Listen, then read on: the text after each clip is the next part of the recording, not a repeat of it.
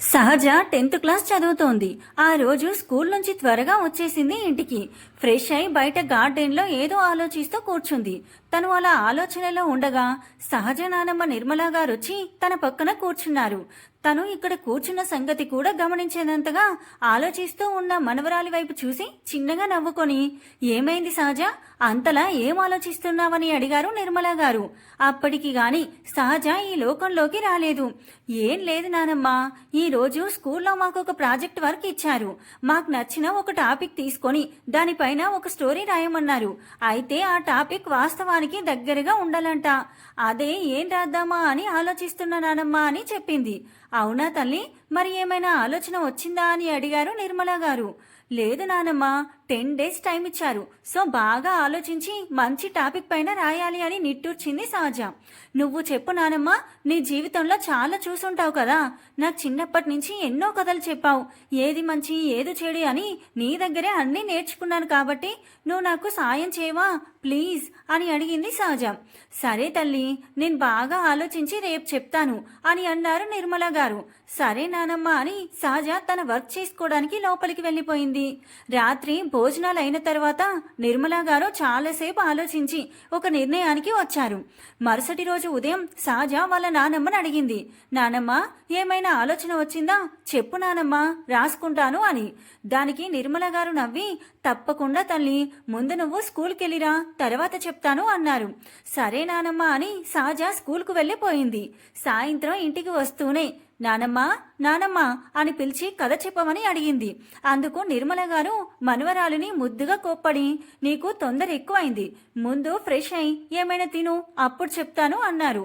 సరే నానమ్మా అనేసి సహజ లోపలికి వెళ్ళి ఫ్రెష్ అయి వాళ్ళ అమ్మ దగ్గరికి వెళ్ళి, అమ్మా నాకు తినడానికి ఏమైనా పెట్టు, త్వరగా తినేసి నేను నానమ్మ దగ్గరికి వెళ్తాను, నాకు కథ చెప్తాను అన్నది నానమ్మ అని తొందర చేసి త్వరగా తినేసి వాళ్ళ నానమ్మ దగ్గరకు వెళ్ళి కూర్చుంది. చెప్పు నానమ్మ అంది. ఒకసారి సహజ వైపు చూసి, నా కథ చెప్తాను, రాసుకుంటావా తల్లి అని అడిగారు నిర్మలా గారు. నీ కథ నానమ్మ అని ఆశ్చర్యంగా అడిగింది సహజ. అవును తల్లి, నా కథ అంటే నాది మాత్రమే కాదు, పెళ్ళై మెట్టినింటికి వెళ్ళిన ప్రతి ఆడపిల్ల కథ, ఒక కూతురు కథ, ఒక భార్య కథ, ఒక కోడలి కథ. వాస్తవానికి దగ్గరగా ఉండాలి అన్నావు కదూ, అందుకే ఇది సరిగ్గా ఉంటుంది అనిపించింది అన్నారు నిర్మలా గారు. సరే చెప్పు నానమ్మ అంది సహజ. సహజ వాళ్ళ తల్లి కూడా అత్తయ్య గారి కథ వినాలని అక్కడే కూర్చుంది. నేను సరిగ్గా నీ వయసంతున్నప్పుడు నాకు పెళ్లి చేయాలని మా నానమ్మ చాలా తొందర చేసింది. మా అమ్మ చెప్తూనే ఉంది, వద్దు, అప్పుడే ఎందుకు, పిల్ల బాగా చదువుకుంటుంది, కొన్నాళ్ళు చదవనివ్వండి, అప్పుడే పెళ్లి ఆ బాధ్యతలు వద్దు అని ఎంతో నచ్చజెప్పడానికి ప్రయత్నించింది. అయినా మా నానమ్మ వినలేదు. పైగా అమ్మను తిట్టింది. నేనంతకన్నా చిన్న వయసులోనే పెళ్లి చేసుకున్నాను, నేను నడపలేదా ఇంత పెద్ద సంసారం, నువ్వు కూడా దాని వయసులో ఉన్నప్పుడే పెళ్లి చేసుకొని వచ్చావు కదా, మర్చిపోయావా అంది. నేను ఆ వయసులో పెళ్లి చేసుకొని ఎన్ని కష్టాలు పడ్డాను, అవన్నీ నా కూతురికి వద్దనే కదా ఇంతలా చెప్తున్నానని మనసులోనే బాధపడింది. అమ్మకి పైకనే ధైర్యం లేక నాన్న అన్న ఏమైనా మాట్లాడతారని చూస్తున్నా కానీ నాన్న కూడా ఏమనట్లే. ఏమంటారు, నేను చిన్నప్పటి నుంచి చూస్తున్నాం, ఎప్పుడు వాళ్ళ అమ్మ చెప్పింది చేయడమే కానీ ఎదురు మాట్లాడేది లేదు. ఎప్పుడు అమ్మ చెప్పిన మాట వినాలి కానీ ఎంతవరకు, భార్యకి కూతురికి అన్యాయం జరుగుతున్నా చూస్తూ ఊరుకునేంత కాదు. మొత్తానికి నాకంటే 10 సంవత్సరాలు పెద్దవారైనా మీ తాతయ్యతో నా పెళ్లి చేసేశారు. అప్పటికి నాకు ఇల్లు స్కూల్ తప్ప ఏమీ తెలియదు. 15 సంవత్సరాల వయసులో ఈ ఇంట్లో పెద్ద కోడులుగా అడుగు పెట్టాను. మా అత్తగారు మామగారితో పాటు ఆడపడుచు కూడా ఉండేది. నాకన్నా పెద్దది కానీ ఇంకా పెళ్లి కాలేదు. మా ఆయన మంచివారు, నన్ను చిన్నపిల్లలానే చూసేవారు. అత్తయ్య గారు మామయ్య గారు కూడా చాలా మంచివారు. నాకు కొంత సమయం ఇచ్చారు అన్నీ నేర్చుకోవడానికి. ఒక ఇల్లాలిగా ఇల్లు ఎలా చూసుకోవాలి, అన్నీ ఎలా చెక్కబెట్టుకోవాలి అని మా అత్తగారు చాలా ఓపికగా నేర్పించేవారు. అప్పటికే పెళ్ళై 1 నెల రోజులు కావస్తుంది. అమ్మ నేను ఎలా ఉన్నానో చూద్దామని వచ్చింది. ఈ ఇంట్లో వాళ్ళు నాతో ఉండే పద్ధతి చూసి చాలా సంతోషించింది. ఇన్ని రోజులు ఆమె మనసులో ఉన్న బాధంతా మర్చిపోయింది. నన్ను దగ్గరికి తీసుకొని కాసేపు నాతో మాట్లాడింది. చూడు నిర్మల, నీకు చాలా మంచి అత్తగారిల్లు దొరికింది. నువ్వు అదృష్టవంతురాలివి. నువ్వు చిన్నపిల్లవే కాదు అనను, కానీ జరిగిందేదో జరిగిపోయింది. ఇప్పుడు ఇది నీ ఇల్లు, వీళ్ళంతా నీ వాళ్ళు. అవును, అల్లుడు గారు నీతో ఎలా ఉంటారు అని అడిగింది. ఆయన నన్ను చాలా బాగా చూసుకుంటారని చెప్పాను. అది కాదు తల్లి, ఒక భర్తలా ఉంటారా నీతో అని అడిగింది.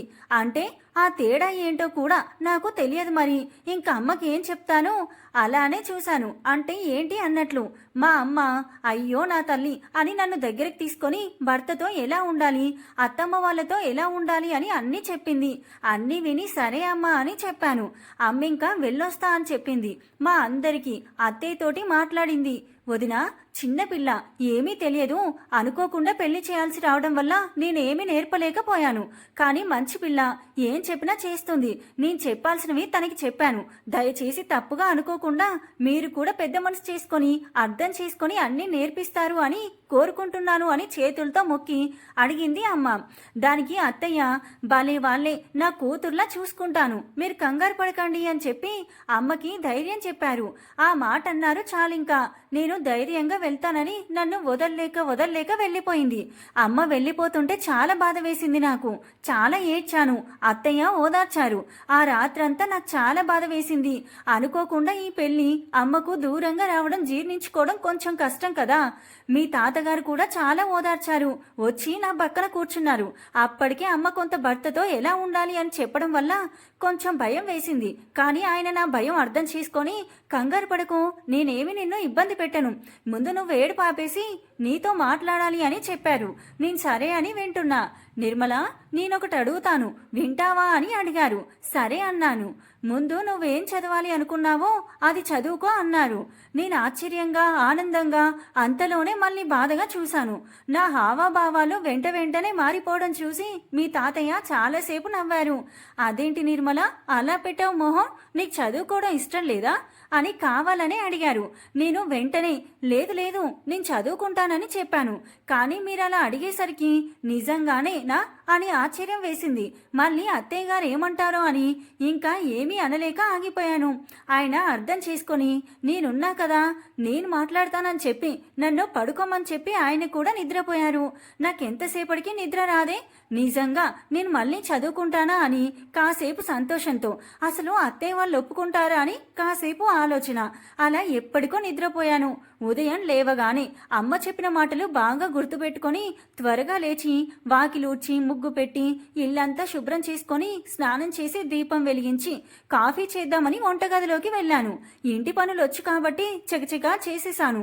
కాఫీ పెట్టడం అంత బాగా రాదు, అత్తయ్య చేస్తుంటే చూసాను తప్ప ఎప్పుడూ చేయలేదు అనుకొని, సరే ఒకసారి ప్రయత్నం చేద్దాం అనుకొని ఒక పొయ్యి మీద డికాషన్ కోసం వాటర్ పెట్టాను.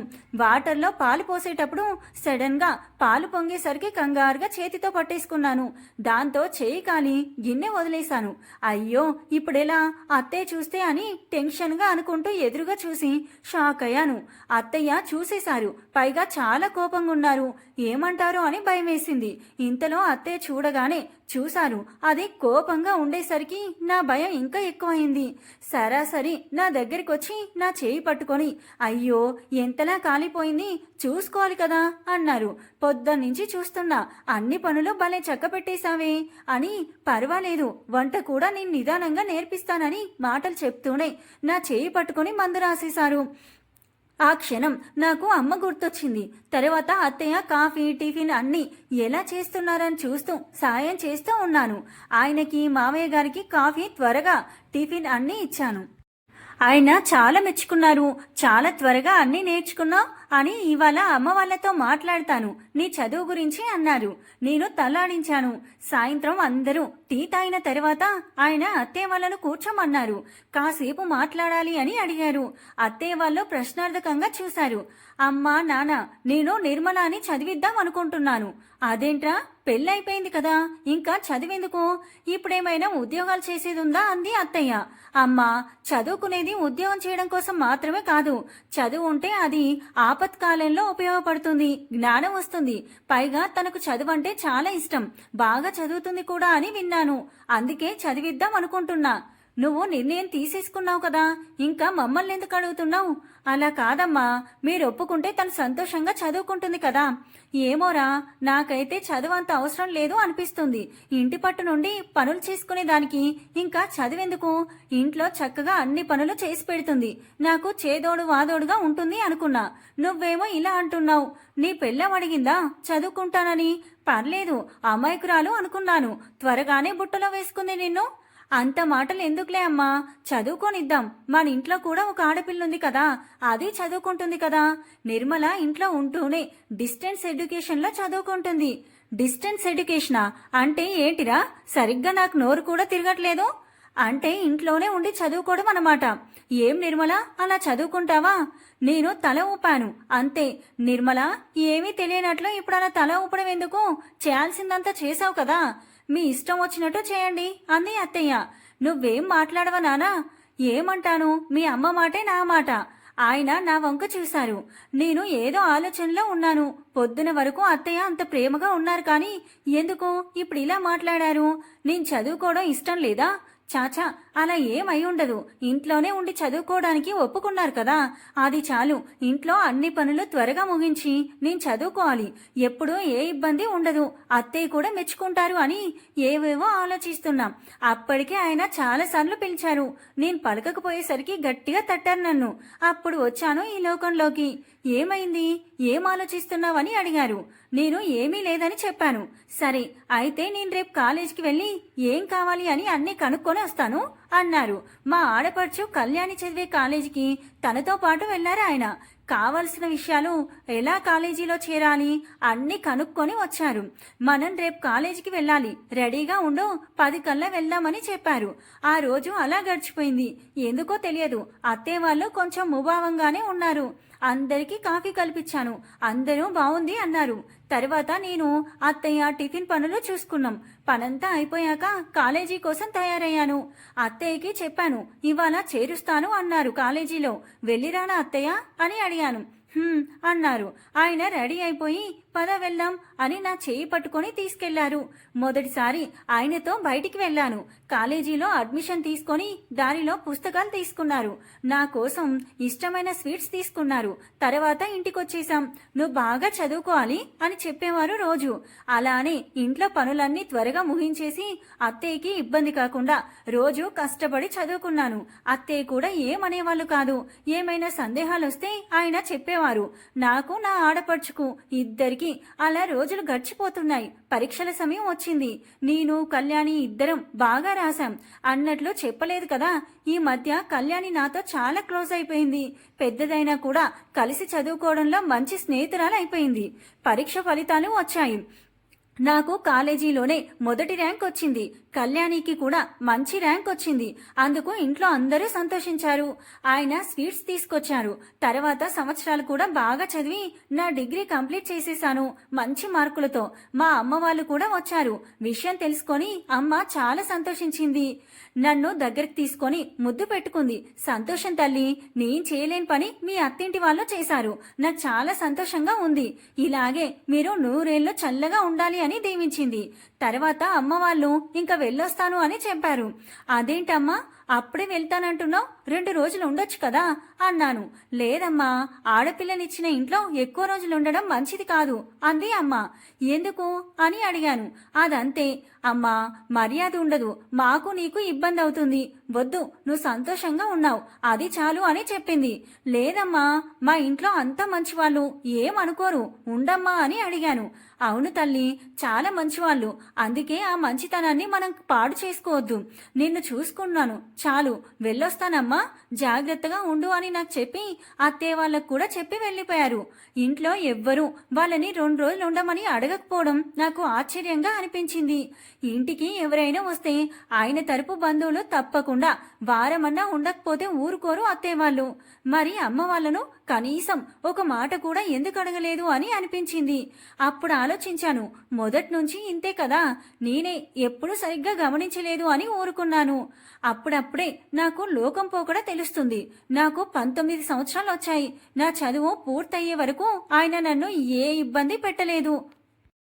ఇన్ని సంవత్సరాలలో నాకు కూడా ఆయనంటే చెప్పలేని ఇష్టం ఇంకా గౌరవం పెరిగాయి. అత్తయ్య ఇంకా అడుగుతూ ఉన్నారు రోజు, ఇంకా పిల్లల్ని ఎప్పుడు కంటారు అని. చుట్టుపక్కల వాళ్ళ గోల కూడా ఎక్కువైందిలే. మన ఇంట్లో కంటే పక్కింట్లో ఏం జరుగుతుంది అనేదే ఎక్కువ కావాలి కదా.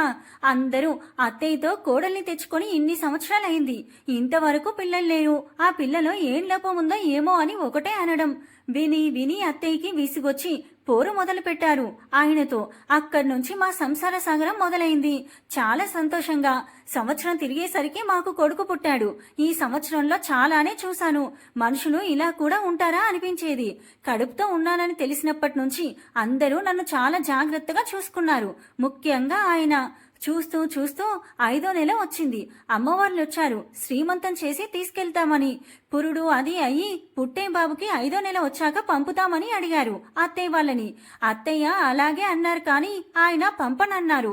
విస్తుపోవడం మా అందరి వంత అయింది. తప్పుగా అనుకోకండి అత్తయ్య, మీది పల్లెటూరు, అక్కడ సౌకర్యాలు సరిగ్గా ఉండవు. ఇక్కడ మంచి గవర్నమెంట్ హాస్పిటల్ ఉంది, తెలిసిన డాక్టరు ఉన్నారు, చాలా బాగా చూస్తారు. ఇక్కడే ఉండనివ్వండి, మేం బాగా చూసుకుంటాం. అంతగా అయితే బాబు పుట్టిన తర్వాత తీసుకొని వెళ్దురు గాని అన్నారు. అమ్మ అలా కాదు, బాబు మొదటి కాన్పు పుట్టింట్లో జరగడం పద్ధతి, అందుకే పంపమంటున్నాను అన్నారు. అప్పుడు ఆయన, ఏం పర్లేదు అత్తయ్య, అలానే చేయాలని ఏముంది, అమ్మ కూడా చాలా బాగా చూసుకుంటుంది. ఏ అమ్మ, అంతే కదా, అక్కడ సౌకర్యాలు ఏమీ లేకుండా ఎందుకు, నువ్వైనా చెప్పు అని వాళ్ళమ్మని అడిగారు. అత్తయ్య, అవును నిజమే, ఇక్కడే ఉండనివ్వండి అన్నారు. నాకు చాలా సంతోషంగా అనిపించింది, కొంత బాధ కూడా కలిగింది. ఈ సమయంలో తల్లి తోడు చాలా అవసరం, కానీ అమ్మ వాళ్ళకంత స్తోమత లేదు. ఉన్న నానమ్మకి నా పట్ల ఉన్న చిన్న చూపు వల్ల ఏమీ సరిగ్గా జరగనివ్వదు. అమ్మ బాధపడడం తప్ప ఇంకేమీ ఉంటుంది. నాకు ఆయన కూడా కావాలనిపిస్తుంది, అందుకే నిశ్శబ్దంగా ఉండిపోయాను. అమ్మ ఇంకేం చేయలేక సరే అని వెళ్ళిపోయింది. లోపల చాలా సంతోషంగా ఉంది. ఇంత మంచి అత్తాయిల్లు దొరికినందుకు. ఎవరికి దొరుకుతుంది అని చాలా మురిసిపోయాను, కానీ నా సంతోషం ఎంతో కాలం నిలవలేదు. అత్తయ్య ఆయన ముందు చెడ్డవడం ఇష్టం లేక అలా సరే అన్నారు, కానీ అత్తయ్యకి ఇష్టం లేదు ఇక్కడ ఉండడం. అనవసరంగా తన కొడుకుకి ఖర్చు అవుతుంది అని బాధ. మా పక్కింటి ఆవిడతో అంటుంటే విన్నాను నేను. విన్నాక చాలా బాధ అనిపించింది. ఆయనకు చెప్పి బాధ పెట్టడం ఇష్టం లేకనో, లేదా నమ్ముతారా లేదా అనో నేను చెప్పలేదు. ఆ సమయంలోనే మా ఆడపడుచుకి సంబంధాలు చూస్తున్నారు. ఒక సంబంధం కుదిరింది. అంతా చాలా ఆనందించాం. వెంటనే పెళ్ళై తను అత్తారింటికి వెళ్ళిపోవడం జరిగిపోయింది. అక్కడికి వెళ్ళిన తరువాత కూడా వారానికి 2 ఉత్తరాలు రాసేది. ఒకటి అత్తయ్య వాళ్ళ కోసం అయితే, ఒకటి ప్రత్యేకంగా నా కోసం. నా ఆరోగ్యం ఎలా ఉంది, లోపల తన మేలల్లుడు ఏమంటున్నాడు, ఇంకా తన కొత్త కాపురం గురించి చాలా రాసేది. అలా నాకు 8 నెలలు నిండిపోయాయి. డాక్టర్ చాలా జాగ్రత్తగా ఉండమని చెప్పారు. ఎప్పుడన్నా నొప్పులు రావచ్చు, ఏమాత్రం అనుమానం వచ్చినా వెంటనే హాస్పిటల్కి రమ్మని చెప్పారు. అత్తయ్య మనసులో ఏమున్నా నన్ను మాత్రం చాలా జాగ్రత్తగా చూసుకునేవారు. ఒకరోజు రాత్రి సమయంలో నొప్పులు మొదలయ్యాయి. ఆయన వెంటనే బండి మాట్లాడుకొని హాస్పిటల్కి తీసుకెళ్లారు. దాదాపు 10 గంటల పాటు నొప్పులు పడ్డ తరువాత బాబు పుట్టాడు. వాడేడుపుతో నా ప్రపంచం అంతా ఒక్కసారిగా మారిపోయినట్టు అనిపించింది. అప్పటిదాకా పడ్డ నొప్పులు చాలా చిన్నగా అనిపించాయి. అమ్మ చాటు ఉండే నిర్మల ఇప్పుడు ఒక బాబుకి అమ్మ అయిందా అని నాకే ఆశ్చర్యంగా అనిపించింది. డాక్టర్ మొదట బాబును నాకు చూపించి తాకించారు.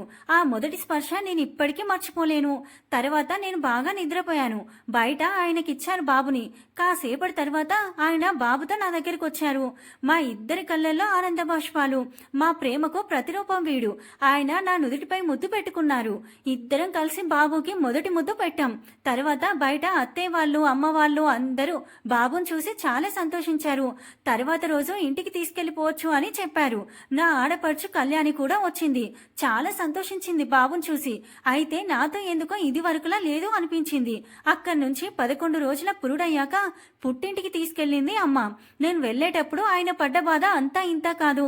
నాకు వెళ్లడం కష్టంగానే తోచింది, కానీ మళ్ళీ ఏం మాటలు వినాల్సి వస్తుందా అనే భయంతో వెళ్లిపోయాను. ప్రతి వారం సెలవు వచ్చినప్పుడల్లా ఆయన నా దగ్గరికి వచ్చేవాళ్ళు. ఆ ఒక్కరోజు బాబుని చూసుకొని చాలా మురిసిపోయి మళ్ళీ రాత్రికే బయలుదేరిపోయేవారు. వచ్చినప్పుడు చెప్పేవారు, మామూలుగా కళ్యాణి మొన్న పురుడికొచ్చి ఇక్కడే ఉంది, ఇంకా వెళ్ళలేదు అని. అప్పుడు నాకు బాధ అనిపించింది. నాకు పెళ్ళయ్యాక నేను అసలు సరిగ్గా వెళ్ళలేదు పుట్టినింటికి. ఎప్పుడో పండగలప్పుడు సాంప్రదాయానికి నేను ఆయన వెళ్ళొచ్చేవాళ్ళం, అంతే తప్ప ఎన్ని రోజులు ఉండనివ్వలేదు. పోనీలే, తనకైనా మంచి అవకాశం వచ్చింది. సంతోషంగా ఉంటే అంతే చాలు అనుకున్నాను. తర్వాత బాబుకి 3వ నెల పడ్డాక రావాలి అని చెప్పారట అత్తయ్య. అమ్మా నాన్న తీసుకెళ్లి అక్కడ దించి వెళ్ళిపోయారు. అప్పటికి కళ్యాణి అక్కడే ఉంది. నేనొస్తున్నా అని ఉంది అనుకున్నా. అదే సంతోషంగా పలకరించాను. కళ్యాణి, బావున్నావా? ఎప్పుడొచ్చావు? అందరూ బావున్నారా? నా కోసమే వచ్చావా అని అడిగాను. తను ఒకటేసారి ఎప్పుడు వెళ్తావని అడగడం మర్చిపోయావా అంది. నేను మొదట ఆశ్చర్యపోయాను, కానీ సరదాగా అని ఉంటుందిలే అనుకున్నాను. కానీ కాదు, తను నాతో అస్సలు సరిగ్గా మాట్లాడడం లేదు. నేను నాకున్న చొరవతో అడిగాను, ఏమైంది? అత్తవారింట్లో ఏమైనా సమస్య అని. హా, అక్కడ నాకేం సమస్య ఉంటుంది? అయినా అందరికీ నీ అంత అదృష్టం రాసిపెట్టి ఉండాలి అంది. ఏం మాట్లాడుతున్నావు? ఎందుకు నాతో సరిగ్గా మాట్లాడట్లేదు? ఇదివరకట్లా లేవు. ఆ మాట అడిగేటప్పుడు నా స్వరం గద్గదమైంది. బహుశా తనపై నేను పెంచుకున్న ప్రేమ వల్ల అనుకుంటా. తను నన్ను దూరం పెట్టడం నా మనసుకి కష్టంగా ఉంది. నీ పద్ధతి నాకు నచ్చలేదు. నువ్వేదో చాలా మంచిదానివి అనుకున్నాను, కానీ పురుడికి ఇంటికి వెళ్లకుండా ఇక్కడే తిష్ట వేసుకొని కూర్చున్నావు. మా అన్నకి చాలా ఖర్చు చేశావు. మీ అమ్మ వాళ్ళు చేయాల్సింది మొదటి కాన్పు. మా అన్న వద్దంటే ఆగిపోయావు. నువ్వు అడుగొచ్చుగా వెళ్తానని. నువ్వు అడిగితే కాదంటారా? నీకిష్టం లేదు వెళ్ళడం. మా అమ్మ వాళ్ళకి ఖర్చు కాకూడదు, వీళ్ళకైతే అయ్యిందిలే అని ఇక్కడే ఉండిపోయామని మాట్లాడింది. నాకు చాలా బాధ వేసింది. ఎందుకు ఇలా మాట్లాడుతున్నారు అందరూ? తమ వారసుల కోసమే కదా. ఇలా ఎలా ఆలోచిస్తున్నారు? అటు చూస్తే అత్తయ్య కూడా ఇలానే మాట్లాడారు. కళ్యాణి కూడా ఇలానే మాట్లాడుతుంది. ఇలా మనసులో బాధపడుతూ ఉన్నాను. ఎందుకు అంతలా ఏడుస్తున్నా? నువ్వేడ్చి నేనేదో నిన్ను అనరాని మాటలు అన్నానని మా అన్న అనుకోడానికా అని అడిగింది. నువ్వెంత చెప్పినా మా అన్న నీ మాటలేమీ నమ్మడు. నేనంటే అంత ఇష్టం మా అన్నకి. అయినా నువ్వు పెట్టి పుట్టావులే. లేనింట్లో పుట్టినా మా ఇంట్లోకి వచ్చి అన్ని సౌకర్యాలు అనుభవిస్తున్నావు. మా అన్నను చేసుకున్నాడు కాబట్టి ఇప్పుడు అన్నీ సాగించుకుంటున్నావు. లేదంటే నీకు కనీసం తిండి కూడా పెట్టలేని వాడు దొరికేవాడు. నేనేడుస్తూనే ఉన్నాను. తను ఇంకా ఏవేవో అంటూ ఉంది. కాసేపటికి కసి తీరా తిట్టేసి వెళ్ళిపోయింది. నాకు మాత్రం దుఃఖం పొంగిపోయింది. ఇంతలో బాబు ఏడ్చేసరికి ఈ లోకంలోకి వచ్చి వాడికి పాలొచ్చి నిద్రపుచ్చి ఆలోచిస్తూ ఉన్నాను. నా ఆలోచనలో ఆయన వచ్చింది కూడా గమనించలేదు. ఏమైంది నిర్మల, అంతలా ఆలోచిస్తున్నావు? ఇప్పుడు నీకు విశ్రాంతి చాలా అవసరమని పడుకోమని చెప్పి ఆయన కూడా పడుకున్నారు. రాత్రి బాబు పడుకోక నేను నిద్రపోక ఉదయం కొంచెం ఆలస్యంగా లేచాను. ఆయన అప్పటికే లేచి పనికి వెళ్ళిపోయారు. ఇల్లంతా ఒకటే గోల అరుపులు. ఆ గొంతు కళ్యాణిది. ఎందుకు అంతలా అరుస్తుందో నాకు అర్థం కాలేదు. సరిగ్గా వింటే అర్థమైంది. నేనింకా లేవలేదని అత్తయ్య మీద అరుస్తుంది. ఇంతసేపు పడుకొనిస్తున్నావేంటమ్మా? అన్ని పనులు నువ్వు చేసి పెడితే తిని కూర్చుంటుందా ఆవిడ గారు? మనం పని వాళ్ళమా? నువ్వు మరీ నెత్తిన పెట్టుకుంటున్నావు. తర్వాత నువ్వే బాధపడతావు చూడు. బాబుని అడ్డం పెట్టుకుని ఇంతసేపు నిద్రపోతే ఎవరు చేయాలి? నేను అక్కడ చేసి చేసి వస్తాను. ఇక్కడ నేనేమి చేయను. కావాలంటే ఆమెను కూడా వాళ్ళ ఇంటికి వెళ్ళినప్పుడు సాగించుకోమను. ఇక్కడ కాదు అని ఇష్టం వచ్చినట్లు తిడుతుంది. కానీ అత్తయ్య కానీ మావయ్య కానీ ఏమీ అనకపోవడం మరీ బాధ అనిపించింది. అత్తయ్య కూడా ఇద్దరిని కన్నారు కదా, మరి ఈ పరిస్థితి ఎలా ఉంటుంది తనకి చెప్పాలి కదా అనిపించింది. బయటకు వెళ్ళబుద్ధి కాలేదు. మా గదిలో నుంచి దొడ్లోకి వెళ్ళొచ్చు. నా పనులు ముగించుకొని వచ్చి అలా అని ఏమీ తినకుండా బాబు దగ్గరే ఉన్నాను. ఎంత ఆకలి వేసినా బయటికి వెళ్ళబుద్ధి కాలేదు. సాయంత్రం ఆయన వచ్చాక నేను నీరసంగా ఉండడం చూసి ఏమైందని అడిగితే రాత్రంతా నిద్రలేదు, దాంతో నీరసంగా ఉంది, బయటికి వెళ్ళలేకపోయానని చెప్పాను. నేను అన్నీ చెప్పకపోయినా ఆయనకి ఎంతో కొంత అర్థమవుతుంది. అలా అని నా వైపు మాట్లాడలేరు, వాళ్ళని ఏమీ అనలేరు. మౌనంగా విని భోజనం తెచ్చి తినిపించి పడుకోబెట్టారు. ఇదంతా గమనించి వాళ్ళు ఏమనుకుంటారో ఇంకా గ్రహించలేనంత పిచ్చిదాన్ని కాదు. అదంతా ఆలోచించే ఓపిక లేదు. బాబుని నిద్రపుచ్చి తర్వాత ఆయన నన్ను దగ్గరికి తీసుకుని నిద్రపుచ్చారు. ఆయన గుండెల మీద పడుకుంటే నాకు చాలా హాయిగా అనిపించేది. నాతో ఒక్క మాట ఓదార్పుగా మాట్లాడకపోయినా ఆయన భావం నాకు అర్థమైంది. హాయిగా నిద్రపోయాను. ఆ రోజుల్లో అంతే. భార్యాభర్తలు నిజమైన ప్రేమ ఉన్న వాళ్ళు మనసు విప్పి మాట్లాడుకోకపోయినా ఒకరి మనసులో ఏముంది అనేది మరొకరికి అర్థమయ్యేది. అది ఆ బంధంలో ఉండే పవిత్రత లాంటిది. తర్వాత రోజు చాలా తొందరగా లేచి బాబు కంటే ముందే లేచి బాబు పక్కన ఆయన ఉన్నారు అన్న ధైర్యంతో ఇదివరకట్లా అన్ని పనులు చక్కబెట్టేశాను. అంతా అయ్యాక మా అత్తగారు లేచి, ఎందుకమ్మా అప్పుడే ఈ పనులు? కాసేపు పడుకోకపోయావా? ఈ సమయంలో విశ్రాంతి చాలా అవసరమని చెప్పారు. నేను చిన్నగా నవ్వి, పర్వాలేదత్తయ్య అని చెప్పి నా పనులు నేను చేసుకుపోయాను. మధ్య మధ్యలో బాబు ఏడుస్తుంటే మళ్ళీ పాలిచ్చి నిద్రపుచ్చేదాన్ని. ఆయన మామూలుగా లేచి తయారయ్యి కాసేపు బాబుతో ఆడి పనికి వెళ్ళిపోయేవారు. నేను బాబుకి పాలు అవసరమైనప్పుడు ఇచ్చి మిగిలిన సమయం అంతా ఏదో ఒక పని చేస్తూ ఉండేదాన్ని, బాబుని అత్తయ్యకిచ్చేసి. కళ్యాణి తిని పడుకోవడం అంతే. పుట్టింటికి వచ్చిన 10 రోజుల తర్వాత వాళ్ళ అత్తగారింటికి వెళ్ళేది, అది కూడా ఏడుస్తూ. మళ్ళీ నెల తిరగకుండానే అత్తయ్య కొన్ని రోజులు రావచ్చు కదా అనడం, తను వచ్చేయడం పరిపాటి అయిపోయింది. కూతురు అత్తవారింటికి పిలవగానే అత్తయ్య వెళ్ళడం, రోజులు ఉండడం, ఇదంతా వద్దు అనుకున్న విచిత్రంగా అనిపించేది. కోడలు తరపు వాళ్ళు అత్తింట్లో ఒక్కరోజు కూడా ఉండకూడదు, కూతురింట్లో ఎన్ని రోజులైనా ఉండొచ్చు. కోడలు పుట్టింటికి వెళ్ళకూడదు, కొడుక్కి కష్టం అవుతుంది. కూతురు పుట్టింట్లో భర్త పరిస్థితి ఏంటి అని ఆలోచించకుండా ఉండొచ్చు. ఇదెక్కడ న్యాయం? నేను మా అమ్మింటికి వెళ్ళాలంటే 1,00,000 ప్రశ్నలు. ఆడపడుచు ఒప్పుకుంటేనే వెళ్ళాలి. నా ఆడపడుచు మాత్రం వాళ్ళ అత్తగారికి చెప్పకుండానే వచ్చేస్తుంది. అదేంటని వాళ్ళ అత్తయ్య వాళ్ళని అడిగితే వాళ్ళ ముందు చిన్నపిల్ల అని వెనకేసుకొని రావడం, తర్వాత వాళ్ళని పిచ్చతిట్లు తిట్టడం. అలా రోజులు గడిచిపోతున్నాయి. మా ఆడపడుచు నెల తప్పింది. 5వ నెలలో వెళ్ళి తీసుకొచ్చాం. మళ్ళీ సాధింపులు మొదలు నాకు. ఒక పక్క బాబును చూసుకుంటూ ఇంట్లో పని చేసుకుంటూ కళ్యాణికి కావాల్సినవి అందిస్తూనే అనరాని మాటలు అనిపించుకునేదాన్ని. ఎంత చేస్తున్నా ఇంకా ఏవో వంకలు. నేను మా పుట్టింట్లో చేసుకుంటున్నా, నువ్వు అత్తగారింట్లో చేసుకుంటున్నావు. నీ అంత అదృష్టం నాకు లేదు అని ఒకటే గొడవ, సాధింపులు. ఎన్నడూ ఒక్క మాట ఎదురు మాట్లాడలేకపోయాను. ఏం మాట్లాడతాను? మాట్లాడినా నా భర్త నా తరపున రారు. ఆయన బాధపడినా నా దగ్గర బయటపడరు. నేను కూడా ఎక్కువ బాధ పెట్టడం ఇష్టం లేక భరిస్తూ ఉండేదాన్ని. అలా తన కాన్పు తర్వాత మరో 6 నెలలు అలా ఇక్కడే ఉండి మళ్ళీ వెళ్లేటప్పుడు అత్తయ్య గారిని తీసుకెళ్ళింది. వెళ్లిన ప్రతిసారి నెల రోజులుండి వచ్చేవారు. వచ్చిన వారం రోజులకి మళ్ళీ కళ్యాణి ఇక్కడికి వచ్చి నెల రోజులు ఉండిపోయేది. అలా కళ్యాణి వాళ్ళ పాపకి 1 సంవత్సరం, నా బాబుకి 3 సంవత్సరాలు వచ్చాయి. తర్వాత పిల్లల చదువులు మొదలయ్యాయి, రాకపోకలు తగ్గాయి. ఈ మధ్యలో అమ్మ కాలం చేసింది. ఇంకా నాకు పుట్టింటికి వెళ్లే అవకాశం లేదు. వెళ్ళినా అక్కడ ఆదరించే వాళ్ళు లేరు. అక్కడితో పూర్తిగా పుట్టింటి వాళ్లతో బంధం తెగిపోయింది. అలా అనేకంటే వాళ్లే తెంచేసుకున్నారు. తర్వాత మీ తాతగారు ఇంకా మనకి పిల్లలొద్దు, బాబు ఒక్కడు చాలు అన్నారు. అలా ఆయనే అన్నట్లు ఎవ్వరికీ ఆయన చెప్పలేదు, నేను చెప్పలేదు. ఇంకొకరెప్పుడు అని అడిగేవారు, సూటిపోటి మాటలు అనేవారు. అన్నీ భరిస్తూ వచ్చాను. ఎంతకాలం అంటారు? కొంతకాలం పాటు ఆ మాటలు ఆగిపోయాయి. బాబు బాగా చదువుకుంటున్నాడు, పట్నం వెళ్ళిపోదామన్నారు ఆయన. నేనొద్దు, ఇప్పుడే మన అవసరం అత్తయ్య వాళ్ళకుంది అన్నాను. వాళ్ళని మనతో పాటు రమ్మందామని అడిగారు. వాళ్ళు కాదు కూడదు అన్నారు. దానికి నన్నే మాటలన్నారు, కొడుకుని తల్లిదండ్రుల నుంచి విడదీస్తున్నా అని. నవ్వి ఊరుకున్నాను. బాబుని పెంచడం కూడా అంత తేలికగా సాగలేదు నాకు. ఏం చేసినా ఎన్ని మాటలు. తల్లిగా బిడ్డని సరిగ్గా పెంచట్లేదు అని, తిండి సరిగ్గా పెట్టట్లేదని భయం భక్తులు చెప్తే ఎక్కువగా బాబుని బాధ పెడుతున్నానని, ముద్దు చేస్తే పాడు చేస్తున్నా అని.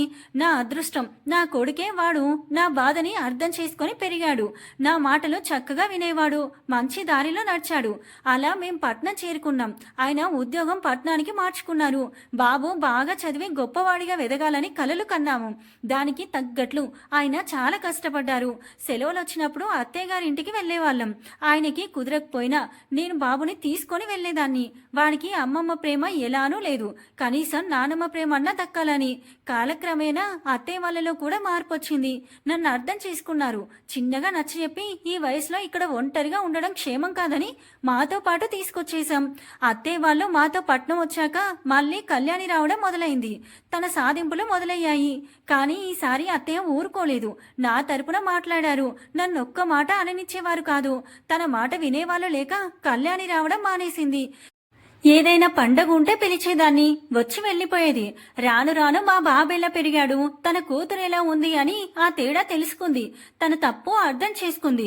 మీ నాన్న అదే నా కొడుకు చదువైపోయి మంచి ఉద్యోగం తెచ్చుకొని మంచి స్థాయికి వచ్చేశాడు. ఒకరోజు కళ్యాణి మా ఇంటికొచ్చి తన కూతురికి నా కొడుకునిమ్మని అడిగింది. నేను వాడిని అడిగి చెప్తానని చెప్పాను. ఈ లోపు వాడు రానే వచ్చాడు. మా మాటలు విన్నాడు. తనకి మొహం మీదే చెప్పేశాడు, తప్పుగా అనుకోద్దత్తయ్య, నేను చిన్నప్పటి నుంచి గమనిస్తున్నాను. మీ కూతురు కూడా మీలానే ఆలోచిస్తుంది. మీ వల్ల అమ్మ పడిన బాధలు చాలు. మళ్ళీ మీ కూతుర్ని చేసుకొని నేను అమ్మని కష్టపెట్టదలుచుకోలేదు. దయచేసి మరోసారి ఈ ప్రస్తావన తీసుకురావద్దు అని చెప్పేశాడు. నాకు నా కొడుకు నా గురించి ఆలోచించిన తీరు చూసి చాలా సంతోషం వేసింది. కళ్యాణి ఇంకేం మాట్లాడకుండా వెళ్లిపోయింది. ఏమంటుంది? వాడన్న ప్రతి మాట నిజం. వాడికి ఒక మంచి అమ్మాయిని చూసి పెళ్లి చేశాం. తను చాలా మంచిది. నన్ను, మీ తాతగారిని, మా అత్తగారిని చాలా బాగా చూసుకుంది. నా కోడలు బంగారం. మీ అమ్మ సహజ నానమ్మ వాళ్ళ అమ్మ గురించి చెప్తున్నప్పుడు సహజ చాలా సంతోషించింది. నానమ్మ ఎన్ని బాధలు పడింది అని సహజ కళ్ళు చెమర్చాయి. సహజ వాళ్ళ అమ్మ కళ్ళు కూడా వర్షిస్తూనే ఉన్నాయి. తను పెళ్ళై వచ్చాక అత్తగారు ఒక అత్తలా కాకుండా అమ్మలా చూసుకున్నారు. అత్తగారు అప్పటికే చాలా పెద్దవారు. తనకి పెళ్ళైన సంవత్సరానికి కాలం చేశారు. తర్వాత మరో 5 సంవత్సరాలకి నిర్మల గారి భర్త కాలం చేశారు. అప్పటికి సహజకి సంవత్సరం ఉంటుంది అని సహజ వాళ్ళ అమ్మగారు గుర్తు చేసుకుంటున్నారు. ఏంటి కోడలి పిల్ల ఆలోచిస్తున్నావు అని నిర్మల గారు అడిగారు. ఏం లేదత్తే గారు, నా కత్తింట్లో కష్టం తెలియకుండా జరిగిపోయింది. మీరు ఎన్ని పడ్డారో, అందుకే నన్ను చాలా జాగ్రత్తగా చూసుకున్నారు అనిపిస్తుంది అని అంటుంది. అప్పుడు నిర్మల గారు, మిమ్మల్ని బాధ పెట్టాలని చెప్పలేదు. అసలు నేను పడ్డవి పెద్ద బాధలని కూడా నేను అనను. ఎందుకంటే ఎంతో మంది చాలా బాధలు పడుతున్నారు. నేను చెప్పినవి చాలా చిన్నవి, చూసేవారికి పడేవారికి పెద్దవి. వదిలేసే అంత చిన్నవి కాదు, గుర్తు పెట్టుకొని బాధపడేంత పెద్దవి కాదు. అయితే నేటికి చాలా ఇళ్లలో ఎంత బాగా చూసుకున్నా అత్తలో కోడలు తల్లిని చూడలేకపోతుంది.